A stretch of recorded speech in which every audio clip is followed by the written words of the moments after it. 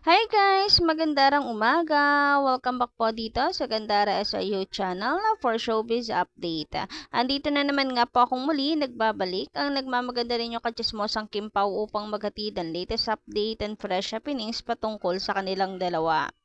Kaya naman kung isa ka sa mga hindi pa nakaka-subscribe, i-click mo na yung subscribe button at notification bell para maging updated at una ka sa nilalabas nating balita. Anyway, para po sa umagang ito, magbibigay po tayo ng update tungkol kay Kimi kasi marami po nag-aabang sa update kay Kim kung okay na ba siya. Ang dami po kasing nag-alala. Actually, marami pong hindi talaga nakatulog nang mabalitaan po nila ang nangyari kay Kim kagabi. After showtime po kasi, dumiretso na po agad siya sa rehearsal. So, puspusan po ang kanilang team para mapaganda ang kalalabasan ng kanilang performance sa Magpasikat 2024. Yun nga lang hindi naisip ni Kimi na maaring maaksidente siya na maaring mapahamak siya kasi nga kulang po siya sa pahinga kulang siya sa tulog. So hindi po talaga imposible na mangyari ito sa kanya. Kasi yung katawan po natin, kahit sabihin ng utak natin na kaya pa natin, bibigay at bibigay ang katawan natin. Kaya importante na wag po natin aabusuhin ang ating katawan kasi pag yan ang bumigay, naku mahirap na. Marami pong nagmamahal sa iyo, Kim. So please take care of yourself. So feeling ko ay maganda yung gagawin po ng nila ng Team Kim para sa Magpasikat 2024. Marami na naman pong stunt. Kaya dito po niya nakuha yung kanyang minor injuries. Alam naman po natin si Kimi kapag nagpe-perform po yan sa Magpasikat, daig pa po niyan ang nagko-concert. Ganyan po siya magbuhos ng effort sa Magpasikat kasi importante naman po talaga sa kanila ang Magpasikat. Anyway, sabi nga po dito, she had a minor accident during rehearsals tonight. Thankfully, she's okay. But please, include her to your prayers. Stay safe always at Chinita Princess. Yes guys, kasi syempre kahit po magpahinga siya, dadamdamin at dadamdamin pa rin po niya yung kanyang yung kanyang na-injure ngayon, yung kanyang natamong minor injury. So makapagpahinga man po siya, possible na maulit pa din. Kaya include po natin siya sa atin pong mga prayer.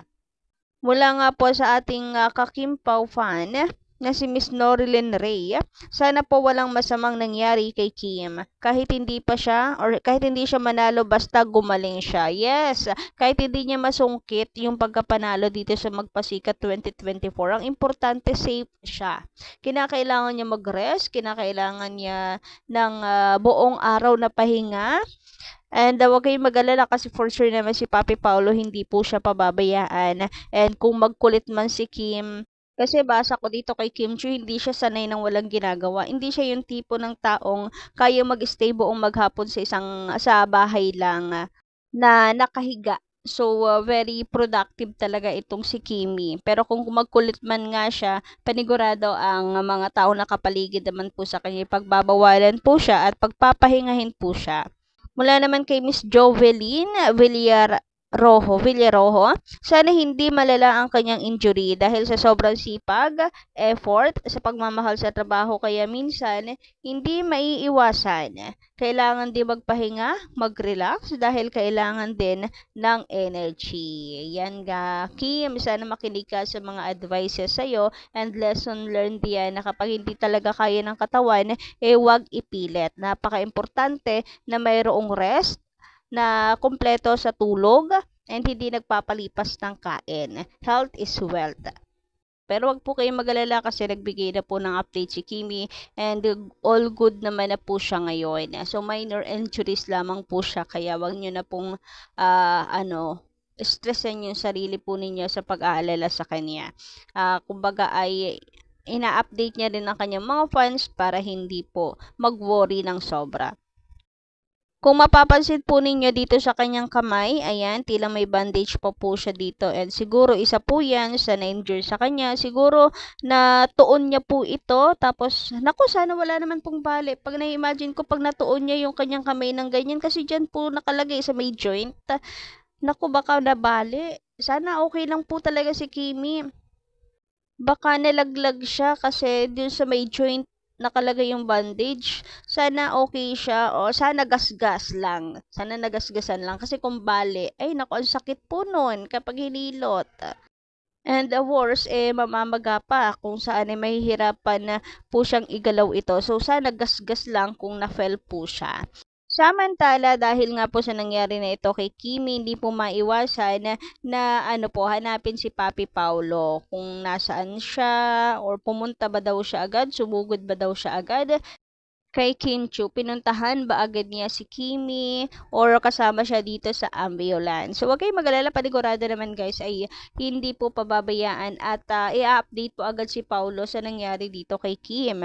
And speaking of ambulance, so makikita po natin dito na meron pong tila kamay ng isang lalaki na may hawak po ng ice pack. So, ito guys, izo-zoom po natin. Napalagay po kasi ng mga fans si Papi Paulo po ito. Kasi paniguradong hindi po pababayaan ni Papi Paulo si Kim once na mapabatid sa kanya yung nangyari.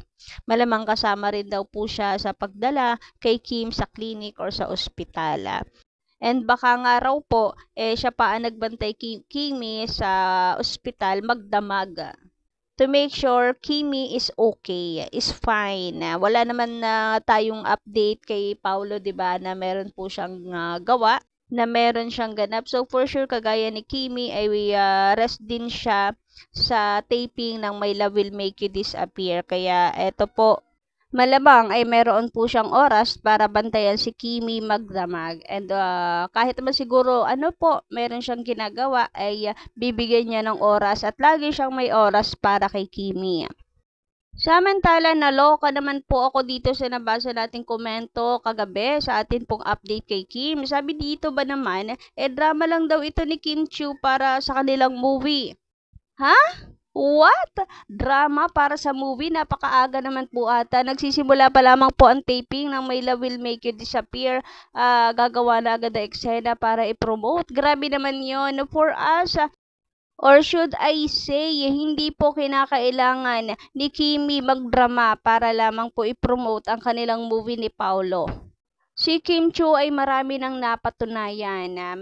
Marami nang nakuhang award international pa. At the same time, isang malaking patotoo na lamang po ang palabas po ng Kim Pao na linlang at What's Wrong with Secretary Kim na nakakuha pa po ng award para bilang patunay na malakas ang Kim Pao. So, hindi po kinakailangan, hindi necessary yung ganito pong mga drama-drama na sinasabi nyo. Malakas po si Kim Chiu, malakas po ang Kim Pao. Kaya magiging blockbuster po ang kanilang movie even without drama na sinasabi po ninyo. Nako, aga-aga, ginigigil nyo po ako. Susugod-sugod po kayo dito. Tapos kapag kami pumatol sa inyo, palalabasin nyo na kami ang ng kontrabida at masama. Tapos kayo yung victim. Ay, gaslighter and narcissist lang po ang peg. Nako, baka kinakailangan nyo na pong magpa-check sa doktor. Baka meron na pong mali sa inyo. Na-aksidente na ngayong tao, ganyan pang iisipin ninyo. Hindi po ganyang kadesperado si Kim Chiu. Kung yan po ang palagay nyo, bahala kayo sa buhay ninyo. Panigurado ay ang bitter po ng buhay nyo. Ang lungkot siguro no, ng buhay nyo. Anyway, masyado pang maaga para ma-high blood at maapektuhan po sa mga walang kwentang basher na to. Kaya naman, hanggang dito lang muna ang ating update. Guys, pakicomment na lang po sa baba na inyong mga comment at reaction hinggil po dito sa nangyari kay Kim Chiu. So, yun lang guys. Maraming salamat sa pakikinig and don't forget to click the subscribe button at notification bell para po sa iba pang mga balita. Maraming salamat.